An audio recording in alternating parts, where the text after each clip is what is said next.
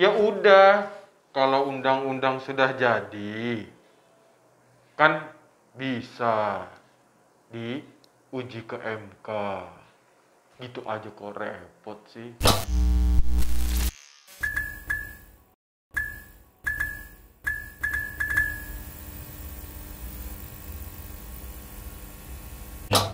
Balik lagi bersama gue, Boskon, Bos Konsultasi.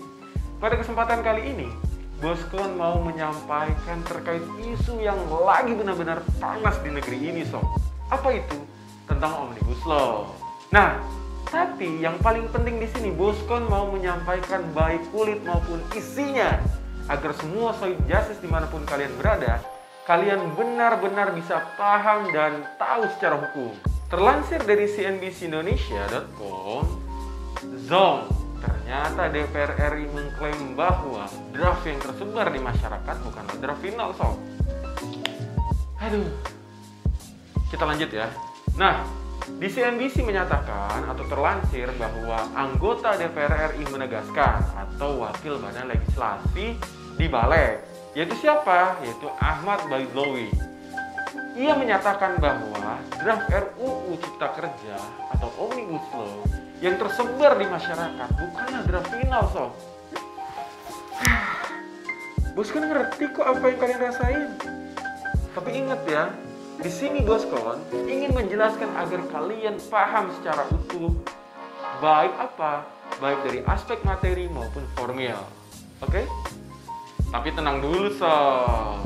Kalian kan dengar bahwa banyak kepala daerah yang mendukung gerakan-gerakan kita nih. Mengenai apa? Mengenai harus mempertimbangkan untuk disahkannya RUU Cipta Kerja. Siapa saja mereka? Kalian bisa lihat. Gubernur Jawa Barat. Terus siapa lagi? Banyak, Sob. Bupati Tegal. Terus wali kota Malang. Gubernur Jawa Timur. Nah, mereka semua sudah menyurati Presiden Joko Widodo untuk apa? Untuk tidak segera atau untuk menolak Omnibus Law. Jadi para sohib justice, baik sohib justice yang sekarang sebagai tenaga kerja, sebagai mahasiswa, atau pelaku UMKM atau unit usaha lainnya, atau masyarakat pada umumnya, tetap bisa tenang menghadapi ini semua. Tapi, yang menarik selanjutnya adalah di mana salah satu gubernur menyatakan dirinya telah menyurati presiden dan ketua DPR RI tentang apa, Sob? Tentang menyatakan dirinya harus bahwa presiden ini atau DPR ini membuat perpu. Apa itu perpu? Peraturan pemerintah pengganti undang-undang. Lagi-lagi, ini daging banget untuk kita bahas. Apa sih perpu itu? Dan seperti apa sih mekanisme pembuatan peraturan perundang-undangan? Saya biasa harus tahu nih. Jadi, peraturan pemerintah pengganti undang-undang itu yang buat siapa sih? Yang buat adalah presiden, Sob. Sebagaimana dijelaskan dalam bab 1 ayat 1 pada poin 4. Nah, apa sih syaratnya? Ada kegentingan yang memaksa. Terus muncul nih pertanyaan. Emangnya Undang-Undang Cipta Kerja atau RUU Cipta Kerja atau Omnibus Law berdampak atau membuat keadaan yang memaksa ya? Kurang ngopi nih kalau nanya kayak gini. Lihat dong, dari Januari, dari awal semester tahun ini, Cipta Kerja atau RUU Cipta Kerja atau Omnibus Law sudah banyak penolakan. Dan terlebih, aksi demonstrasi kemarin itu adalah wujud di mana hukum harusnya lahir dari masyarakat. Bukan masyarakat lahir karena hukum. Jadi jangan dibalik. Ini ada keresahan di masyarakat.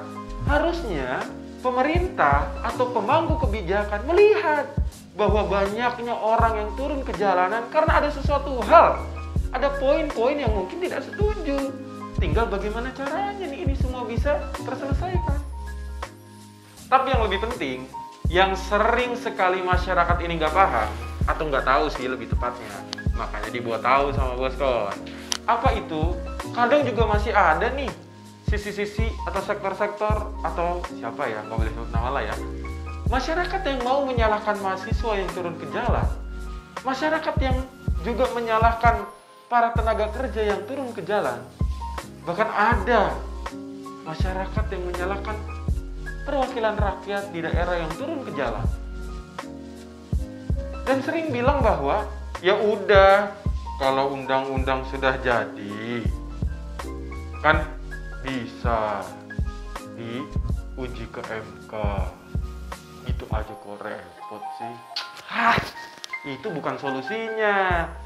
Sohib Justice harus lihat bahwa dalam Undang-Undang Nomor 12 Tahun 2011, tepatnya pada pasal 70 ayat 2 dan ayat 3, dengerin.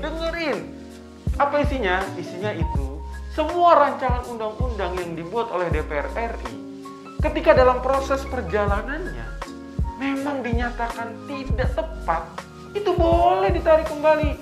Dengan apa? Dengan peraturan di internal DPR RI.